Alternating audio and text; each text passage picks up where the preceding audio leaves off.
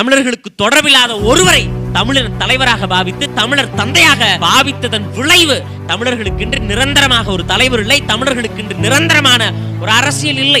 நாம் தமிழர் கட்சி என்கின்ற ஒரு கட்சி மட்டும் உருவாகவில்லை என்றால் இந்த கூட்டத்தில் இருக்கக்கூடிய பாதி பேர் தமிழின தலைவர் கருணாநிதி என்று முழங்கி இருப்பார்கள், தமிழின தலைவர் ஐயா எம்ஜிஆர் அவர்கள் என்று முழங்கி இருப்பார்கள். நான் கூட தமிழின தலைவர் ஐயா விஜய் என்று மரத்தில் ஏறி நின்றிருப்பேன். இதான் நடந்திருக்கும். ஆனால் கமலஹாசன் நின்றார். அவர் வாங்கிய வாக்குகள் எல்லாம் இன்றைக்கு அறிவாலயத்தினுடைய வாசலில் பிச்சை எடுத்துக் கொண்டிருக்கின்றன. அதே போர்வையில் அதே பிம்பத்தில் வரக்கூடிய ஒருவர் தான் ஐயா விஜய் அவர்கள். பொருளாதார பலம் இல்லாது ஊடக பலம் இல்லாது ஒரு மகன் கத்திக்கொண்டு வந்தால் ஒரேடியா வந்து தமிழ் தேசியமும் திராவிடமும் இரண்டு கண்ணு அப்படின்னு வந்து நிறுத்தினா கோபம் வருமா வராது.